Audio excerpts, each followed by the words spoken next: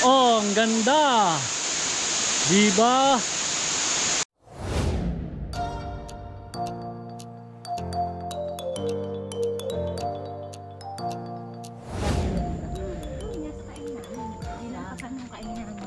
Yan po, nagsisimula po tayo maglakbay. Kasama po natin ang dalawang dumagat. Pupunta po tayo sa anong ang falls yun? Tawini po at Mamilit. Mamilit at Tawini. Pinipilit kami makita ang Tawini. Ayan na po. Naglalakbay po kami sa kagitna ng kabundukan. Ayan. Makikita nyo ho ang kapaligiran. Berdeng berde. At ayan ho ang daanan. At napakasarap hong pawisan. Kaya yung dalawa namin dumagat. Andyan po sa likod. Pag sila ho ang guide, babalik na ho ako. Kasi sila nasa likod eh. Dapat yung guide, alam ko nasa harap eh. Pero mainam po silang guide. Dahil po madali naman po yung pupuntahan. Kung may paa ka. Ayan ho. Lakad-lakad. Sige po. Tuloy-tuloy tayo. Tuloy-tuloy sila. Ay, gusto. Ayan po ang mga pag-uusap ng ating mga kapatid na kadumagatan tungkol sa kanilang hanap buhay na palay. Ay, naku po. Nasira pa. Kung hindi po nasira yung aking palay na simulang ginapas, hindi linubayan ang bagyo. Kaya ako'y talagang pinangit po. Bunga ho ng bagyo, sila ho ay nawala ng kakainin. Ay, opo, totoo po. Pero tayo ho ay sumusuong dito sa isang madilim. Ayan. Madilim, nakawayanan. Dubunga pa rin ho yan ng bagyo. Ayan. Ay, ayat, meron na naman daw isa. Isang ano? Wala naman. Na ano? Bagyo na naman po. Pagdasal natin kay Makidipat Ah, na lumihis. mabuti pa nga po sana ikakuha nung panahon may signal number 5 na riyan. Ay nako, magsipagdasal na tayo sa Panginoon. Amen, amen. Isa rin ang Sa tinatawagan. Panginoon humingi ng tulong. Bukala nila sinasabi. Bukala. Talon.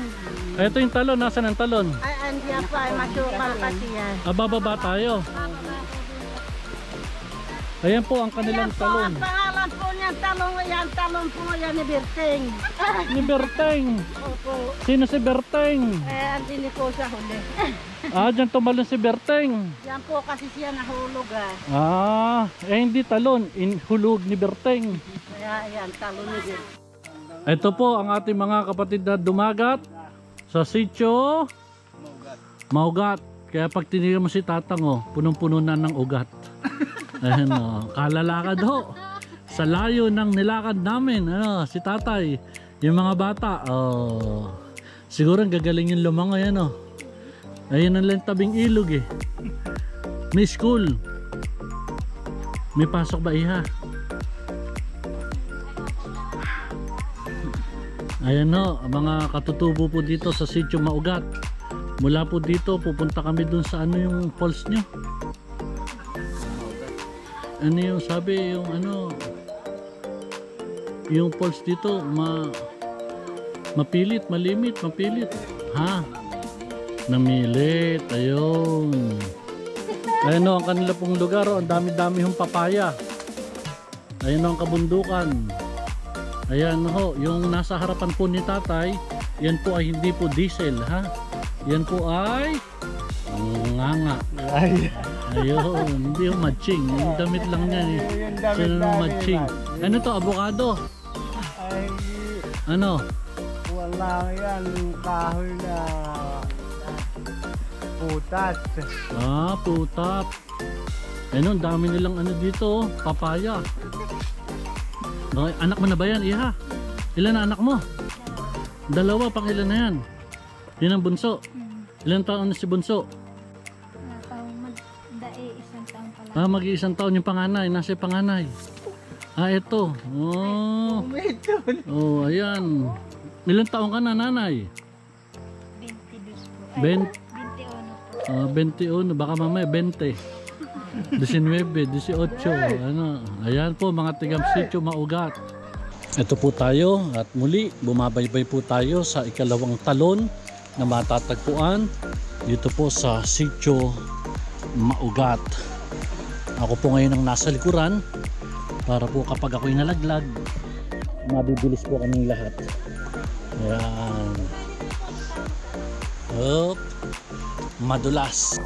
Yan, muli ho kami sumusuong matapos bumaba sa gilid ng bundok.